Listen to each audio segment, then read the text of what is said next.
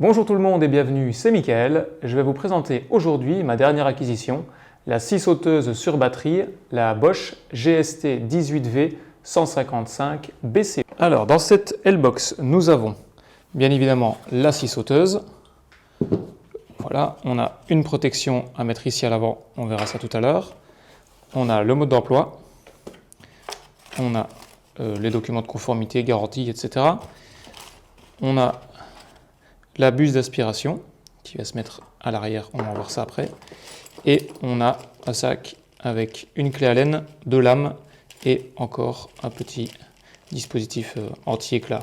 Petit aparté, quand on reçoit une L-Box comme ça, il y a toujours deux petits ergots ici qui dépassent, qui font que la poignée peut venir se clipser. Comme moi je les transporte toujours horizontalement et que j'ai toujours besoin donc de cette poignée, j'en ai rien à faire qu'elle se clipse. Donc ce que je fais, c'est que je prends un cutter avec une bonne lame et je viens délicatement, sans abîmer la boîte, sans me couper, donner quelques coups comme ça, jusqu'à ce que voilà, le premier ergot soit parti. Et je fais la même chose après avec le second.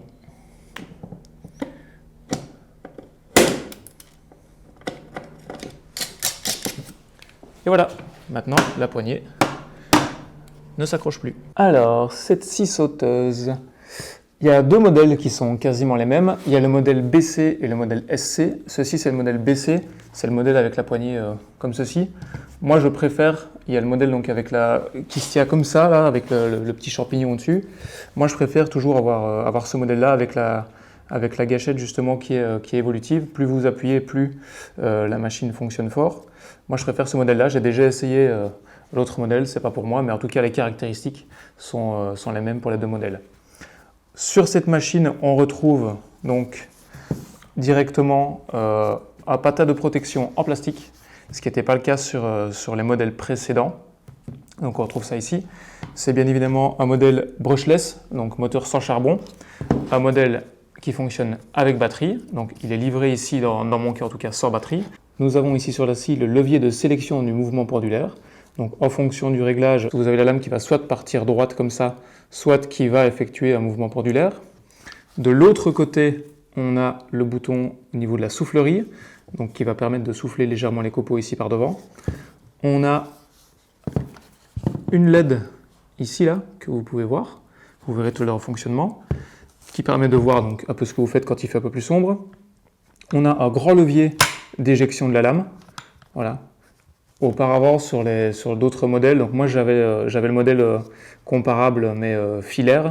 Donc sur d'autres modèles, on avait juste cette petite bague ici. Et maintenant, on a un grand levier voilà, qui permet justement beaucoup plus facilement de mettre ou de retirer une lame. On a également ici une vis de réglage qui permet de régler les mâchoires qui sont ici devant. Voilà, ces mâchoires-là, ici, qui permettent de tenir la lame de scie et lui permettent de ne pas fléchir. Elles tiennent plus ou moins, donc ça ne force pas évidemment parce que si ça serre trop fort, la lame ne pourra plus bouger.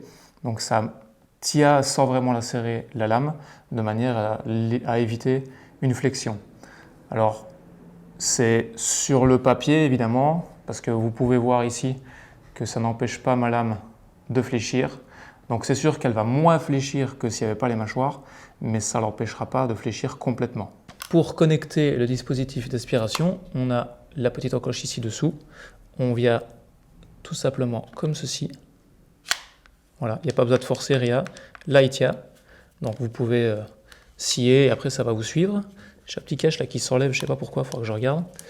Et ensuite, pour le déconnecter, il suffit de lever la petite partie ici, là, vous le levez ici, ça libère, vous n'avez qu'à tirer sur l'arrière. Et voilà, il est enlevé.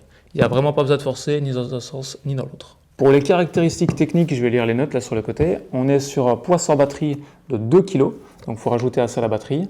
Pour moi, du 4 Ah, ça suffit, en tout cas sur les coupes que je vais faire. Après, évidemment, sur les plus grosses batteries, si vous voulez, mais le but d'avoir une machine comme ça, c'est qu'elle soit maniable. Si vous avez une machine de 4 kg, évidemment, c'est plus une scie sauteuse, là, ça devient un peu trop lourd pour moi en tout cas.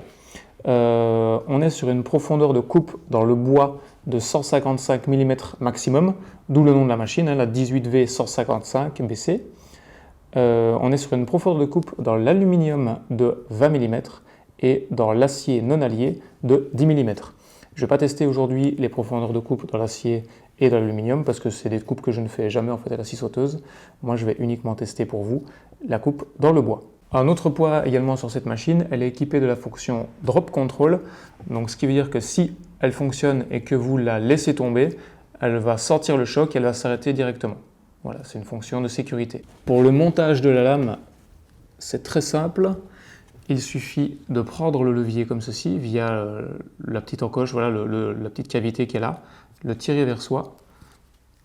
Ensuite, on prend la lame et le but c'est de venir mettre la partie ici devant. Voilà, jusqu'à la bonne profondeur. Donc en fait, il faut que les deux petits ergots là rentrent dans la machine. Donc comme ceci. Ensuite, on lâche et là, on peut voir que ça tient. Pour ce test, je ne vais pas utiliser les lames qui sont fournies avec, tout simplement parce que je vous prépare une autre vidéo qui va suivre celle-ci. Le lien sera dans la description. Au niveau du test de plusieurs lames de la marque Bosch, plusieurs lames pour comparer un peu ça. Donc pareil que pour la scie sauteuse, j'achète tout moi-même, c'est juste que je trouve ça intéressant de vous partager ça. Donc là, je vais utiliser des lames Clean for Wood. Voilà, donc des Bosch Pro. C'est celle dont je me sers tout le temps. Donc je vais utiliser ça pour le test ici. Donc comme je vous ai montré tout à l'heure, on ouvre, on pousse la lame, on relâche, elle tient. On va mettre la batterie et pour la première fois de sa vie, voilà, magnifique. Petit point par contre avant d'oublier sur la connectivité, sur les réglages en fait de la machine. Bosch annonce que la machine est parfaitement équilibrée. Bon après c'est du commercial évidemment, mais c'est vrai qu'avec une batterie de 4 Ah Procore ici derrière, on est vraiment sur une machine qui est bien équilibrée, hein, on ne va pas se le cacher. Voilà, c'est pas de la publicité pour eux ou quoi que ce soit. Quand il y a quelque chose de bien, je le dis. Quand il y a quelque chose qui ne me plaît pas, je le dis aussi. On a donc un démarrage progressif. Voilà, même en appuyant fort dès le départ, directement, on a un démarrage progressif. Je le refais pour vous montrer. Voilà. Et alors, si on appuie qu'à moitié, par exemple. Voilà. Donc un peu moins qu'à moitié, etc. pour monter. Et on a justement la progressivité qui est permise grâce à cette gâchette. C'est pour ça que j'aime ce modèle. On a des vitesses ici qui sont paramétrables via le module de commande. Donc on a voilà, 6, 5, 4, 3, 2, A, 2, 3, 4, 5, 6. Ouais, ça va jusque 6. Donc si on essaye de mettre sur A, qu'on va à fond. Voilà. Donc là, j'ai mis la gâchette à fond. Et si par contre je l'enfonce un tout petit peu, là on est vraiment au minimum du minimum. Vous pouvez voir également, je vais en profiter, tiens, je vois ça, que là le mouvement pendulaire qui est ici est au maximum. Donc voilà ce que ça donne. Voilà, donc vous voyez la lame elle fait vraiment bien comme ça. Si je le mets au minimum, la lame ne fait plus que comme ça, elle ne fait plus ça, elle fait plus que ça. On a également la possibilité avec l'autre bouton d'allumer ou d'éteindre la lampe en fonctionnement. Donc là elle est sur on, là elle se met sur off. Donc je le mets pour vous montrer. On, off. Je vais laisser sur on, hein. Il y a une lampe autant qu'elle fonctionne. Et je vais remettre la vitesse sur le maximum. La connectivité, comme sur les autres machines comme ça connectées de chez Bosch, permet encore d'autres choses. Moi personnellement, je n'ai pas d'autres réglages directement à faire. Donc je vais passer les étapes connectivité. Je vous ai montré les boutons, leur fonctionnement, c'est le principal. On passe vraiment au test maintenant? Alors, hop. Équipement de protection obligatoire. Premier test, on va couper une chute de chaîne de 18 mm d'épaisseur. Donc la lame est neuve. Hein. C'est parti.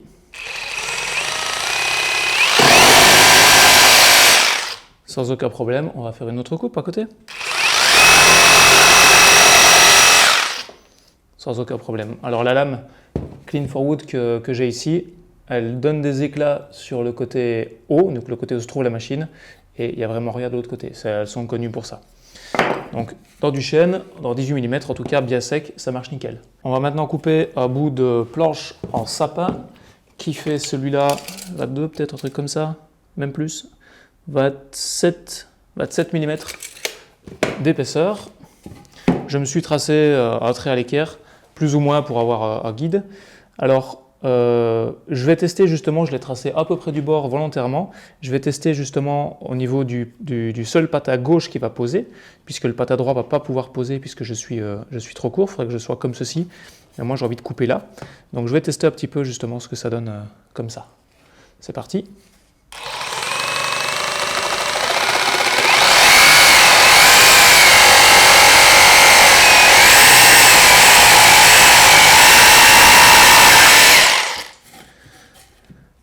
Donc sur le dessus, ça fait pas mal d'éclat. Je pense que je vais diminuer un peu le mouvement pendulaire. Sur le dessous, il n'y a rien. On est vraiment droit, mais c'est vrai que le mouvement pendulaire au maximum comme ça, elle n'est pas facile à gérer. Par contre, au niveau de l'évacuation du copeau, c'est nickel. Vous avez pu voir que il n'y a absolument rien. On va retester à côté avec le mouvement pendulaire qui est juste un cran en dessous du maximum, en posant cette fois-ci les deux patas.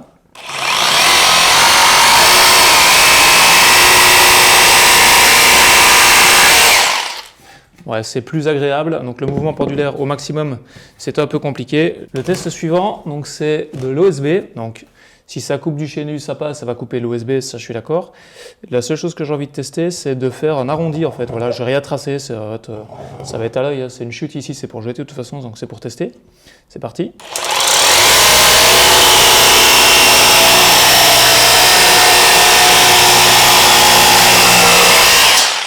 Voilà. Donc, au niveau de la coupe, on est pas mal. Donc là, on est sur de l'OSB. Pour ne pas me tromper, je vais vérifier sur du 15 mm. Voilà.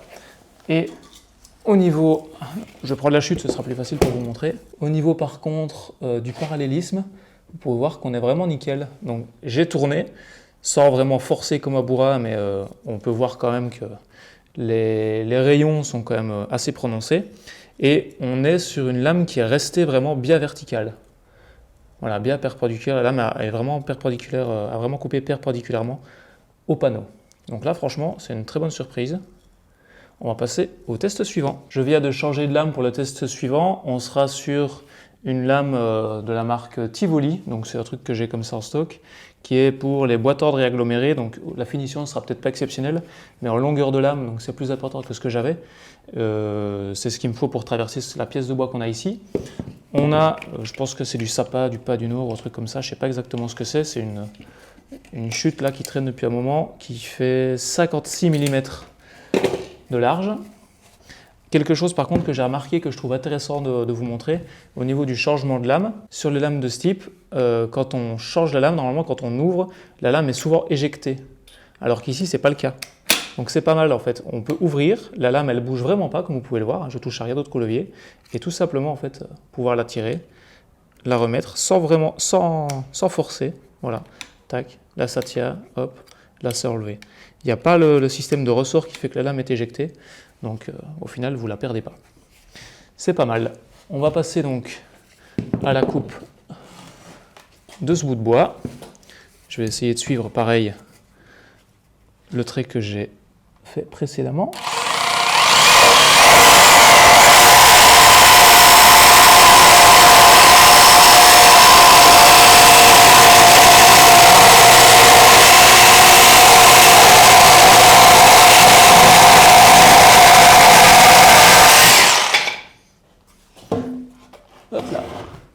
Alors aucun problème, le plastique pour le moment ça va encore, bon il va s'user un peu c'est normal, je regarderai pour peut-être m'en commander un ou deux autres, parce que c'est quand même pas mal d'avoir ça comme protection. Au niveau de la coupe, c'est ce côté-là, on est toujours sur un bon parallélisme, vous pouvez voir, par rapport au haut et par rapport au bas, on n'a pas de flexion comme ça ou comme ça de la lame, après j'ai pas forcé non plus sur la lame pour celui-ci. Mais en tout cas, dans le Sapa comme ça ici, qui est assez vieux, il est bien sec aussi, donc il n'est pas compliqué. On a vraiment une belle coupe. Au niveau de la batterie, on est actuellement à 3 barres sur sac, en comptant que j'ai commencé à 4 barres sur sac et pas avec une batterie pleine, tout simplement parce que j'ai pas eu le temps de la recharger entièrement. Dernier test ici, un test encore plus important, on a du châtaignier ici, qui est sec de chez Sec aussi. Il était déjà sec de base et là ça fait 2 ans qu'il est à l'intérieur. On a un peu plus de 9 cm en largeur ici. Et là pareil on a 9,2. Donc normalement cette lame-ci peut couper jusqu'à 10 cm, donc elle va pouvoir le faire. Là vous voyez qu'elle est un petit peu courte, mais avec sa course, normalement elle le fait. À savoir que je pense que l'épaisseur ici de la semelle plus le patin en plastique font qu'elle risque d'être un tout petit peu courte. Donc moi je me suis tracé des équerres ici. Je vais peut-être me décaler légèrement sur le côté pour être sûr de ne pas l'avoir trop courte et de pouvoir quand même découper le maximum que je peux découper avec cette lame-là. Je vais déjà essayer de découper sur le trait que j'ai tracé.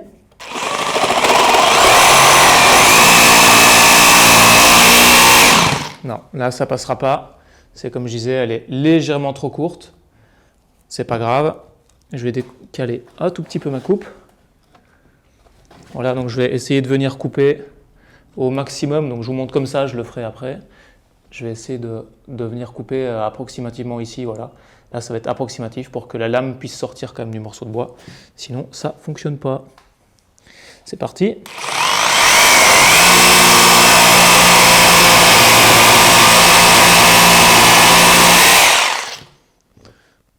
Là, j'étais un peu court. On va essayer de reprendre un tout petit peu plus long.